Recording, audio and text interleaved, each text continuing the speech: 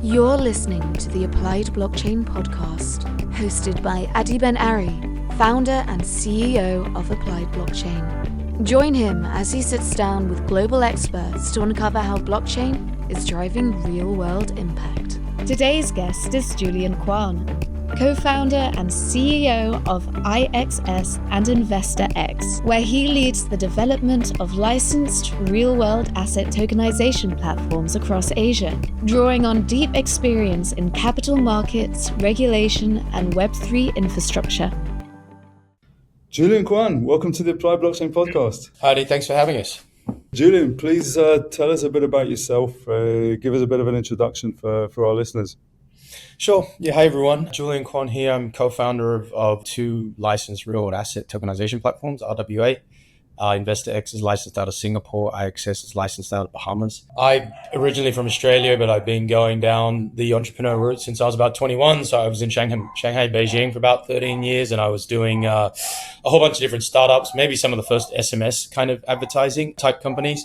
And then we had like a move into real estate development. And then I came to Singapore about just over 10 years ago. I wanted to get into the marriage of investments and internet and what it would do to the private markets. And that was the start of the journey. And then we moved like all in on the sort of the RWA kind of space right when it began, about sort of 2018, 2019. So yeah, the team has been hard at work in the trenches for many years, and happy to be here and share more about the industry and what we've been up to. Okay, so super interesting. Julian, take us through like the early years, because I think RWA, even as a term, as a concept, is only from the last few years. So what were you doing at the beginning? What were you trying to do? Yeah, at the beginning it was called security tokens. So we've been security tokens, digital securities, STO, DSO. Now we're RWA. So we've been in like 4 or 5 different names for the whole industry, which shows how early it is and how things change. We had the InvestaX's first iteration was like a real estate type of crowdfunding platform, and we did a whole bunch of deals and realized it was good. It was more like a 0 to 0.2, not like a 0 to 0.1 moment. But people were coming online. They were putting $100,000 into a real estate development in London or Singapore, which they'd never do before. But then if you think about that process, and it's the same for P2P, equity, crowdfunding, all these online investments, it didn't really change the nature of the investment. You'd sign a deal, you'd sit there for 5 years and wait for something to happen. So then along came, we were based in Singapore. Singapore was home to about 35% of the initial coin offerings, give or take, broad number. Really? I didn't know this. Okay. Yeah, that was the Singapore companies were the underlying company structure for that many.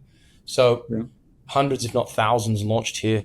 Immediately saw that and went, why don't we need this technology versus sort of the Web 2 technology. If people are going to send current Bitcoin, stablecoin currency, and now anything like, utility tokens in a world of digital currencies, we're going to need a world of digital securities. This is going to be the path. So let's go all in on this. We added an exchange license to our broker-dealer license that took nearly 5 years to get approved. And we just believed and just saw very quickly that what Larry Fink and crew says now is stuff that we were saying 7 or 8 years ago, that it's just a better system. The capital markets will move on chain. It's better transparency. There's a lot of benefits for both investors and issuers. It's better for the government. They can see what's going on a lot better. There's much more use cases because you can now do a lot more things with these assets. And again, you're going to interact in a world of digital fiat money. You're only going to do that with digital shares, right? And now with the hyper growth of AI, we can see that in a world of agents and robots making payments, trading assets, doing things for humans, the only way it's going to be done is digital currencies connecting with these digital assets, whatever form that is, and art and securities and real estate. So I mean, that's kind of how we got here. It was we were already sort of thinking about how this whole internet would disrupt investing, and as one high level narrative. And then now I think it's become very clear that the movement here is real. Governments that were hesitant or negative or opposed over the last couple of years have all come around. Hong Kong, Korea, Singapore being pro since 2013. So the government has been doing stuff over a decade. But like America is probably the best example now that people would have heard of, which is instead of trying to crush the industry, they're trying to own the industry, and outcome all these positive regulations, which means out incomes an insane amount of capital and brain power and opportunity. So yeah, I think the opportunity in the space is unmatched. I think it's a once in a generational kind of time to be working in finance and being able to, it's such a big market. Like, it's kind of an infinite market of all the public assets, all the private assets, etc. Okay, so Julian, take me through a bit, like let's say the nuts and bolts of it. So, from a distance, we've always heard about Singapore being, kind of leading place in terms of regulation, right? I think from the early days, and I've seen this more closely, things that happen in the UK and Europe and so on. What's it been like in Singapore, and what does it mean in practical terms for you as for your company? So what were you able to do at the beginning, and what are you able to do now? One of the kind of ironies of us being in Singapore is we wanted to be here, we wanted to be in a central market in Asia that was English speaking. Is that they went out early as the fintech hub. So they were the financial hub of Southeast Asia and beyond. Then they wanted to be the fintech hub. So this is pre-blockchain. And so it was already planting those flags. So as along came blockchain, they became super pro that as well. Trialing stuff. I mean, we've been given financial grants by the government to tokenize assets here. There's probably no other country in the world that has that kind of government initiative support for thinking that, we should be, if we want our country to be the tokenized capital of the world, like with these early stage startups are having a crack out here where none of the big guys are doing anything, let's give them a bit of money and see what they do. So look, I think the flip side of that is that very few, if any, other regulators in the world thought the same thing. So we went all in 2018, 19, and I was of a position that you won't get anywhere if you kind of half-ass it, right? If we're pretending to do it, the team will just do the old way and we'll never actually get anything out the door. So let's just go all in. And that was very, very challenging because we were kind of ahead of the curve. Singapore was ahead of the curve. We were ahead of the curve. And then when we went out to the world to seek business, we realized that how far behind everyone else was, far behind or not even possible. Some of them weren't even talking about the race. So regulations are very important. Or there was a bunch of jurisdictions that threw up positive regulations, but they weren't jurisdictions per se, like Gibraltar, Malta, somewhere in the Philippines. Just saying you're pro something by regulation does not mean that there's any money there or there's any issuers there or any investors. But look, now you're at a point where Hong Kong's pro, America's pro. The UAE obviously is a really big market. They're building out their capital markets. So I think what they're doing is super interesting and valuable and take time. But ultimately, this technology, these assets, these startups, they can really go in many different places. Regulators need to be positively support that, or they'll just up and build somewhere else. So that's the landscape we're really firing up right now from a government perspective, from a use case perspective. I think stable coins are the key pillar of utility in the whole space. All the big cryptos are the Bitcoin's digital wealth or Ethereum smart contract platform. And then now with the tokenization of real assets, you've seen a whole bunch of small things going on years ago that no one really knew about. Private assets, your startup or my real estate, fund or share that a very few people knew about, to this kind of product market fit in the last year or two of the tokenized treasuries and money market funds, where we started to see real on-chain growth, real issuance, mainly for the stablecoin holders that were earning zero yield, seeking any type of yield. So when people start tokenizing treasuries, it was like, well, hey, this is liquid. It's daily redemptions, and I can get 4% versus 0%. So 4% might not sound like a lot, but it's 400% more than zero. So, and now we're going back full circle to seeing real estate and private equity and private credit. All these other assets are coming out. We've just tokenized a shipping investment, because at the end of the day, a token's a digital share. So tokenization is for every asset class. It is for every special purpose vehicle, every ownership vehicle. Now it's just a matter of, but you still have to have company licenses. You have to have good asset owners and managers, and all that stuff remains the same. But I think we're going to see like an explosion of activity, here on moving out. I think the genie's out of the bottle, and it's only going to get more interesting now. Yeah. And Julian, just so I understand what the platform looks like and what the, I guess how it's structured. So presumably you have an exchange license. Somebody comes to you as to issue, right? And you help them to tokenize, and then presumably you enable a secondary market on there as well. Is that right? In short, yes. We thought that our position was, if you don't have a one-stop shop, it's going to be more complicated than the old world, and no one's going to do it. All right. So we have advice, so we can, if you want to start a project today and you have an asset, and what do I do? Right. So we can advise on how do you go about it? What's the structure look like? What's some legal? What might be some smart contracts? What's some protocols? How's it kind of work? What are other platforms to launch on, right? Is it global product? Are you allowing people to trade it? Are you allowing people to lend against it? All these kinds of things. And then on the platforms themselves, which we have 2 of them now, you can have a co-branded section. You can have your offering cards. You can issue any tokenized asset of your own. We have to onboard the issuers, so we don't just let anyone list. And then investors, they can KYC AML, and they can pay fiat, or they can pay stablecoins, and they can buy one of these real-world asset tokens. And then there's ways to do secondary trading. So in essence, yeah, that's how it works. We're starting to see, again, a lot of the big you're seeing. Our position was that in a world of digital assets, and we were already going to this direction, everything will be like platformized. So you should be able to buy your stocks, your crypto, you do your banking services, you should be able to buy your real asset tokens, you should be able to buy your startup token, and everything should be available online, and it'll gravitate to these platforms. So what we did was position ourselves as a key infrastructure player between Web 2 and Web 3. So all the Web 3 guys will need licensed venues to legally issue real-world asset tokens, because most of them are securities, and most of those guys don't have licenses, or they might have crypto licenses, but that's a completely different asset class. So we help crypto exchanges power the back end of the real-world asset tokenization, because they're coming for this, because this is a much bigger universe than crypto. Regardless of what the maxis think, there's way more real-world assets than there are crypto. Look outside your window and beyond. So they'll all want to add these and start selling them more things, and that's now coming to fruition. Same from the sort of the Web 2 side. So quote, Robinhood's a great example, right? We're selling stocks, and now we're going full tilt crypto, and now we're going full tilt RWA. So the Web 2 guys will all want to add these crypto digital assets, real world asset tokens eventually, and then the crypto guys will come sort of back the other way and want to add all these real world asset tokens as well. So it's still very early days. There's a couple of, BlackRock's obviously a big player in the space now, but people forget, there's 40,000 asset managers out there. They're not BlackRock size, but there's an entire industry that's just getting started. And it's the same for Robinhood and Coinbase.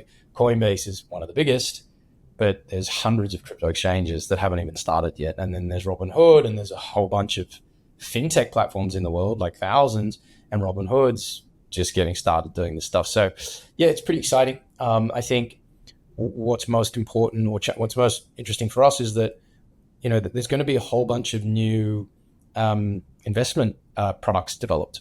If you think about, if you do a quick historical review of blockchain as we know it, you have Bitcoin in 2008, you have Ethereum in 2013, smart contracts making it more useful, programmable.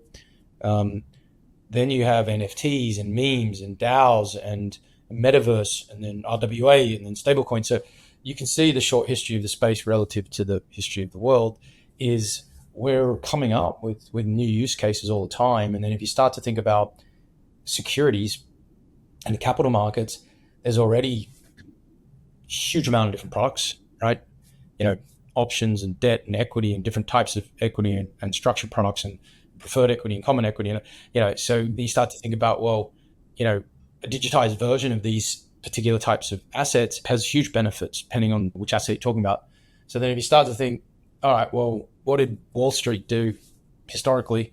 They just spend the whole time coming up with financial engineering products, right? Now they've got a whole new world to do it in that's bigger, broader, and ultimately, I think, better for the actual investors. It's an enormous opportunity that Wall Street's woken up to over the last year and a half, 2 years. Now that America's sanctioning the whole thing, places like Singapore and UAE that were out in front will now see a whole new wave of capital coming in, because it might have been good that Singapore was doing it, but if everyone else isn't doing it, a lot of people are so what? I think we're going to see the development of a whole bunch of new, interesting investment opportunities that hopefully is open to a much, much, much broader set of investors. I'm a techie, right? So I look at this stuff from a techie perspective, right? And we work with centralized exchanges. We work with, we've done some of these on-chain AMMs automated market makers, and now we're seeing perps dexes and things like this. What's your view and position on where things should be off chain versus on chain? Where's all this going? Because it feels quite messy now. It's a good question. It's a good question. To kind of highlight, I guess, for the audience that you're talking about as an example of what does messy mean, right? If you look at messy could be great opportunities for lots of people, but yeah. But if you're looking at trying to analyze any cryptocurrency today, you're probably going to end up at two places. You're probably going to go to CoinGecko or CoinMarketCap, which are these data aggregator platforms, right? Now, what do? They plug into all the digital asset infrastructure and they try to give like instantaneous price for any type of asset apart from lots of other data around trading that.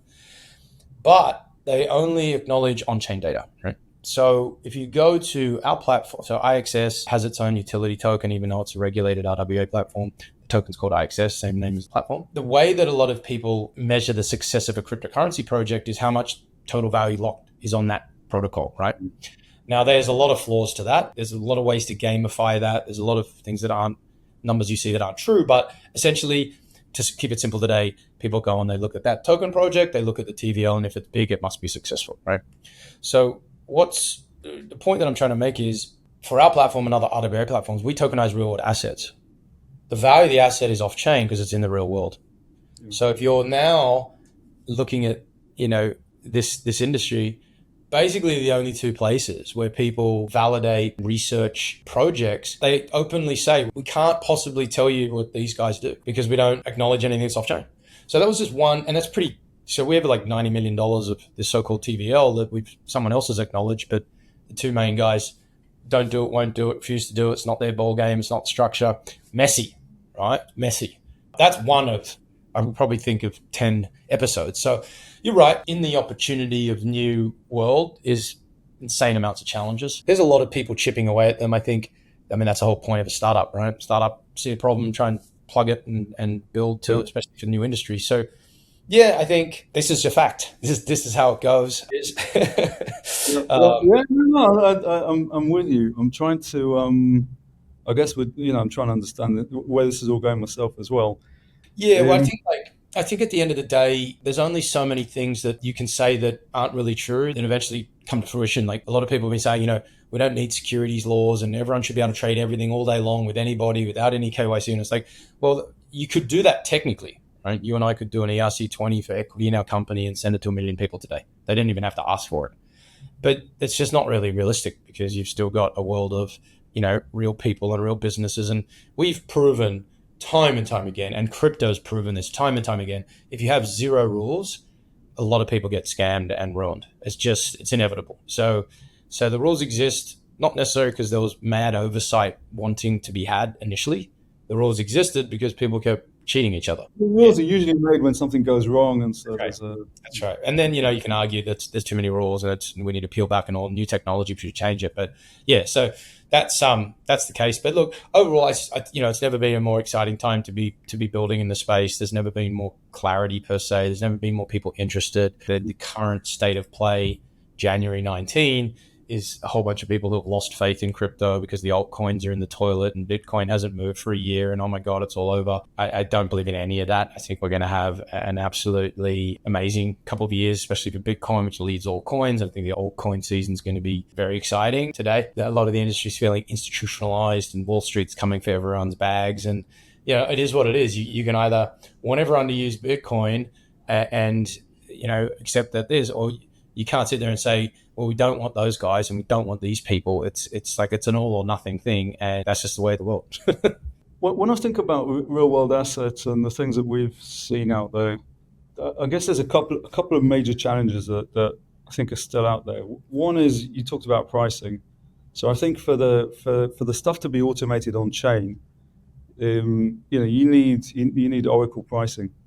Right? And I think that's hard with less liquid assets, with assets that, as you say, the data is off chain. 100%. That's one thing. The second is because of securities laws, access to the assets is restricted, right? It's limited, and that's obviously different to crypto, right? And as you say, crypto, it's a wild west. It's very interesting. Intellectually, technology-wise, it's very interesting because there's lots of things evolving there. But as you said, there's a lot of other risk, and there's a reason why we have these regulations. But then when you bring those restrictions in, then it obviously restricts who can access these assets and how. And that then brings a question about how do you bring liquidity, right? And I guess in the real world asset world off chain, it's the big asset managers, and it's there's a whole world out there of sort of institutional investors. So how do you see all of this stuff? Again, it's a mess, right? How do you see this stuff coming together? Yeah. So for those well-versed, the price oracles in crypto, scour the internet and projects and try to get the most updated pricing. When you think about real-world assets, that becomes an issue. There's been a few startups I've met who are trying to solve that problem. I don't think there's a magic bullet to it. And so what happens if Bob and Alice have a real estate building or a VC fund, you can't just sort of send a price oracle out or knock on their door. They've got to plug this information in because they're asset managing and they're checking the value of portfolios and all this kind of stuff. So the private assets still, I think the end game for that is a couple of platforms that are registries. And again, you can't just rely on people to tell the truth. So, I think how we see it is you go back to the regulated platforms that sold these assets in the first place. So to sell a security, you got to have a license, or you're meant to have a license, unless it's your own security. So I can sell my own startup shares to anyone, but if I'm selling someone else's, or I put my real estate startup shares on another platform, they're going to have a license, right? So I think at the end of the day, you go back to how it was done in the real world, in the real world before blockchain. You go back to places that were selling these assets under these pricing structures, whether it's an NAV or a TVL or whatever it's meant to be, or an AUM, whatever the number is. And it's updated daily, monthly, weekly, yearly, whatever they've said. And then people can at least point to, all right, well, this can be trading all day long, but they only give a price once a year. And that's the price on a validated site, and that's it. Market, you do what you want. So I don't know if there's any more magic for that particular issue. On the liquidity side, it's a good point. The liquidity of an asset is not first and foremost what format it's in. It's like what quality of asset, who's managing it, what are the returns, how many people know about it, what's the minimum investment, how often can I trade, what's the type. It's all investment metrics, right? So then if you start thinking about, all right, that cool, I get it. Investments are basically, the token is a share of. The of is what you're buying and how it operates and what it returns to you. You need to work out who's managing it. And so on the liquidity front, that's a great question. Like, where's liquidity come from? And we say the same thing. It's like every asset is responsible for its own liquidity. It doesn't just magically turn up out of thin air. What we did, so we've had a massive crack at trying to solve this problem. IXS's first iteration, which was definitely ahead of its time, it built the first real world asset DEX. So what does that mean? If you think about tokenizing everything, you can see a world where SpaceX's RWA tokens are trading on Coinbase, right? But do you see a world of a seed round startup or a Series A of $1 million startup for some company wherever trading on Coinbase? And the answer is I don't see that world. I do see a world that there's going to be millions and millions of these startups that aren't welcome on Coinbase or InvestaX or somewhere that's a venue. Because again, at the end of the day, they're businesses and they need some kind of volume and scale. It's why they're only a tiny fraction of companies traded on NASDAQ, because you got to be big, you're going to have money, you're going to have liquidity, you're going to have blah, blah, blah, revenue. So in the tokenized world, we see the ability for all of these assets to trade, not necessarily all on the tier one crypto exchanges or RWA platform, but still wanting the ability to trade. If I jump across to a short history of crypto, right? In a nutshell, there was no trading on DEXs for crypto at the beginning, right? Why? Because there was nothing there. There was no liquidity. You could just post, sell one BTC for $10 and just hope someone turns up. Then along came the crypto sexes, right? Binance, Coinbase, who provided a liquidity solution, right? But it was a centralized venue. So all the people yelling and screaming about decentralization spent all their days trading on centralized crypto exchanges, which obviously had lots of different issues, FTX, etc.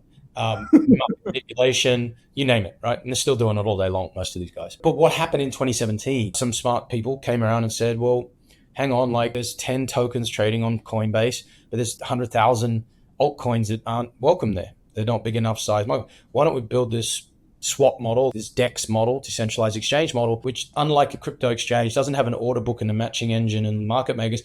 There's a pool of tokens set up where anyone could start a liquidity pool. This is the innovation. So I can bring my ABC altcoin, $1,000 of USDT, and immediately I have some kind of liquidity. And then those liquidity providers share in the market making fees with the platform. And then if the next person comes along to buy that token, there's actually some form of liquidity. So what the DEXs did for crypto was build a low cost, no cost venue where anyone could start a liquidity pool without having to be the big guys. So we built that for the real world asset space. So we thought if there's going to be trillions in RWA tokens, less than 1% will go on centralized platforms. What do the other 99 do? Let's build a model that looks exactly like Uniswap, but let's go get securities licenses and crypto and custody licenses. So anyone with like $5,000 of an equity token can start a liquidity pool. So that's what we did. So that was part of the IXS model and business model. The challenges for us were first ones in the world. Second, at the time when we launched like 2 years ago, there weren't really any financial instruments. So every asset was still a private asset. So there were still questions around price discovery and is $10 a good price or is it a great price, bottom price, middle price? I don't really know. And you still need liquidity. You still need liquidity provided by ideally the people who set it up because they're the ones with the asset. So I think we'll have a rebirth of that. Hopefully there's more people like us out there having a crack at these pricing oracles and other functions or different versions of this RWX, trying to come up with ways to do it. But I think technically and legally, there's now ways to do it. It's really more about money. It's really about volume or value. We can start a liquidity pool for anyone tomorrow, but they're going to turn up with a liquidity pool. And in crypto, that was easier to do because when people launch a crypto token, it was money out of thin air. They didn't sell equity. So they'll be happy to trade some of it for stable coins and start a liquidity pool. But in the real world asset space, if I own $1 million in my startup and I want to do $2 million liquidity pool, I've got to add $1 million of dollars, right? And then there might be impermanent loss. There might be something that's getting better over time. But my point is that like liquidity is not free. Someone has to bring it out of their own pocket. I think we're now starting to see a lot of these so-called RWA vaults, which essentially are decentralized DeFi versions of what IXS has. I don't think a lot of it's that legal, but people can do what they want. The technology's there for it. It's a capital game. So you're starting to see more use case for this stuff across sort of DeFi, people lending against these assets. And, you really want to see more real world assets. The crypto industry used to laugh at us when we go to events and say real world assets are stupid. We used to have the most ridiculous conversations, but we were always saying this is a great use case. This will bring more utility to crypto, right? If there's more real things to buy and not just funny money and more crypto, it's good for crypto and it'll create a flywheel. And it's the same thing. And now it's being proven, right? Stable coins, and absolutely mandatory for crypto. The actual first and still major real use case, if you will, by size. And then again, more real world assets in the space require more stable coins, and then more activity and the flywheel grows. So I think all these assets belong together, and I think that they help each other grow with use case and size and scale and more infrastructure and more solutions. I guess we probably see the same thing here, but the way I look at this is I believe that the technology is efficient, right? I think if you use the blockchain technology platform to actually trade, then I think you can end up in a more efficient place in many ways, right? That's not true for everything. It's not true for every type of asset either, or for every use case. But I think it's an efficiency play. And so you see it play out in crypto, which is very loose in terms of the assets that go out there and people trading, but it's quite tight on the tech side because there's no room for waste, right? People are not going to do something that can easily get hacked, or they're not going to do something that uses up too much gas or whatever. So it kind of gets very tight and efficient in terms of the tech. So I see crypto as being this playground where the tech is actually playing out and evolving. And then I think, as you say, then the real world assets is the huge market that needs this more efficient infrastructure. You're right. I think the basic premise and the blockchain's efficiencies is there now. And now it's how do you use this for the best of whatever you're doing, whatever your industry is, whatever your model is. There's so many incredible use cases for it. It was very hard for the first couple of years here because everyone just thought, I'm doing it to raise money. It's well, you still have to raise the money. You still have to run the investment. And it's but all these stupid crypto projects are raising money for nothing. So why can't I raise money for something real? I'm you should be able to, but it's the wrong audience. And, it's the wrong audience. And by the way, your asset's not very good anyway, because if you're a really good asset owner, you weren't looking at crypto 6 years ago. You wouldn't have even heard of it, right? So, lots of different challenges. But essentially, you've got either institutions using it to cut costs, if you can dramatically reduce administration 10-15% of your costs, well, that increases your profit. And I don't know how many of these businesses have a 15% profit. So this could be like 3x the profit of a lot of these companies. It's massive, right?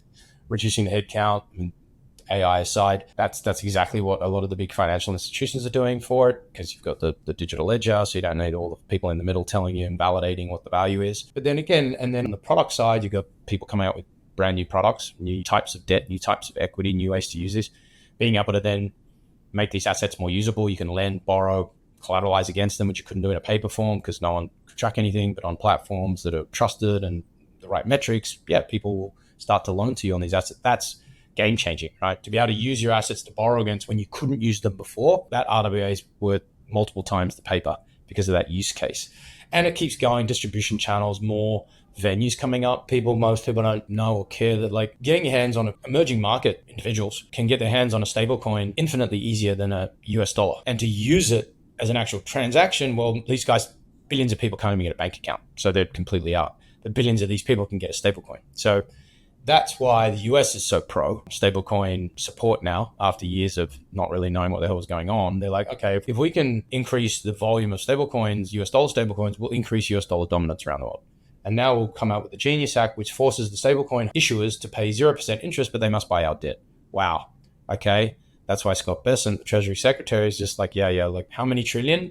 I'm working on it, right? That's why China's now panicking and the EU's now panicking. But anyway, the point is that there's one-way traffic for that. So there's going to be infinitely more stable coins. There's going to be infinitely more real asset tokenizations, whether it's for DeFi buyers or TradFi buyers. And I just think the volumes are going to really explode. And as you said, there's infinitely more real assets assets to be tokenized.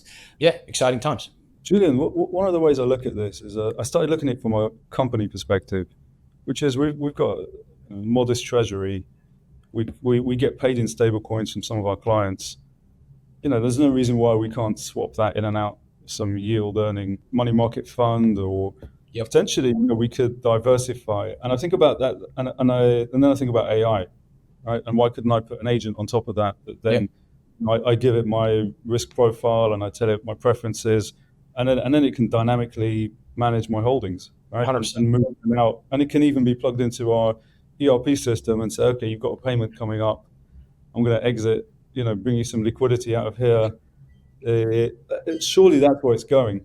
It is 100%. That's why, for the dynamics that the market's in, it's why tokenized treasuries became the first real product market fit for real world asset tokens, because they gave daily redemption and 4% interest to stablecoin holders that were getting zero. And so now we're going to move up the risk curve, private credit, private debt, et cetera, et cetera. We launched a recent product we're launching now. It's called Bitcoin Real Yields. So we had several Bitcoin miners, some of the biggest ones in the world, calling us saying, how does RWA work? This sounds interesting. What can we do together?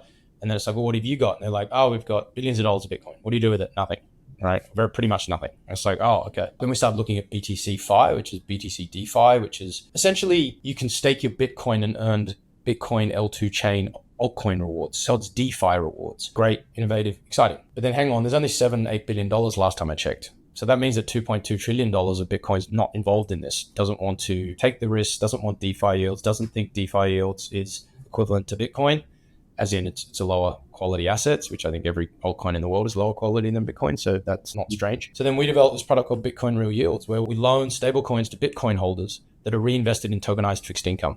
So the real yield is the US dollar yield, in partnership with some of the biggest custodians in the world and market makers. So again, this is just another product that we've come up with. First product, I've done a few of them, but that's new use case. That's real use case. Bitcoin, we all believe, is going to go up from here. But even if it doesn't stay this size forever, it's a $2 trillion asset doing nothing. Sitting idle, I should say, not income reducing. And this is going on all around the space. Like, what can you come up with? What, as you said, shouldn't we be able to do this? That's the good question, right?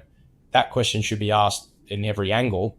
And the answer is typically, we should. And then it's just a matter of how we go about that. I think agent trading is very exciting. I mean, I know friends that are traders as a business, they're all into it. I think still got a little bit of time before you can make it like commercially available to average people that aren't traders, so they don't get screwed over, or they're tested enough and they're not taken over. And then the agent starts trading and sends all your money to North Korea, So there's elements of that need to be hammered out. But 100%, like I think that the concept of trading tokens, concept of trading has already been a big question mark. Buy and hold strategies have typically outperformed any traders, like 99.9% of them. Now you bring in agent traders. Well, there's no way that the human trader is going to outdo the agent traders. So, so they're in trouble. But yeah, and then the agents can only trade if it's all digital currencies. They're not calling Citibank and asking for a cash transfer. But yeah, all this exciting stuff coming down the pipeline. Julian, last question on this side of things. One of the areas that we've got involved in, and I think it's sort of quite early as well, but you hear talk about this, is on-chain privacy. Do you encounter this in what you're doing and in sort of the real world asset side of things? Is there demand or any real need? Yes, how I kind of understand it is that there are certain trades, transactions, and participants that don't want people to know who they are, right? That's pretty easy to understand. What is more on the true side, because it can go very deep into this topic, is that if a particular institution was trading, I mean, sure, they could create 50 new wallets every day, but eventually with the right forensics, you could probably track down any particular person or company, or at least in the real world asset space. In crypto, I'm going to say it's less easy, but real world assets, there's KYC somewhere, there's a real world asset somewhere. So it's a concern, right? I mean, especially if you're in a business where you don't want competitors to know what you're buying and selling as soon as you bought it. So what's happened, I think, is that there's, and maybe if you're a small investor, you don't care. I could set up a MetaMask 5.com. I could set up exchange with custody wallets, ledgers, etc., all day long and move probably a decent amount of stuff around with anybody knowing anything. So, but the privacy, businesses can't really afford to do that all day long. No, that's all they'd be doing. So I think it's a concern that's valid. I think there's a couple of players that are having a go at trying to position themselves as decentralized blockchain with privacy layer optionality. So I think there's a whole universe there. At the end of the day, though, like a lot of these companies do publish. It depends, again, big world, lots of different businesses, but a lot of people do publish their fund size and their asset size, pretty much all day long anyway. So like, yeah. So yeah, just really.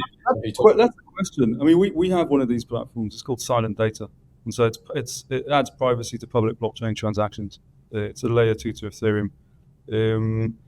But we look at different use cases with clients, and there's a real question of like where do people care? Right. Yeah. Yeah. Yeah. And where do they care? And then like what's the cost of implementing something like this? And does it really matter at the end of the day? Like BlackRock's just published $14 trillion of assets. So like knowing BlackRock owns anything, like what don't they own? I think it's probably more sensitive to individual family offices, high net worths, and it depends on the asset, right? Like knowing that someone bought $10 million of tokenized treasuries is probably not such a big deal.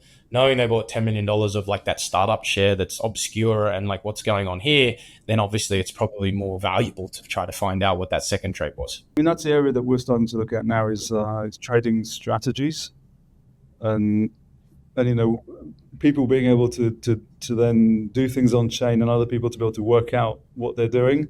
And then having strategies undermined maybe through too much visibility on chain. So there's different use cases there. There's so many different real world assets. Even different industries operate very differently. There are nuances for all this kind of stuff. Okay, Julian, fantastic, very interesting. Be good to catch up in 2 years, 5 years, see where we are.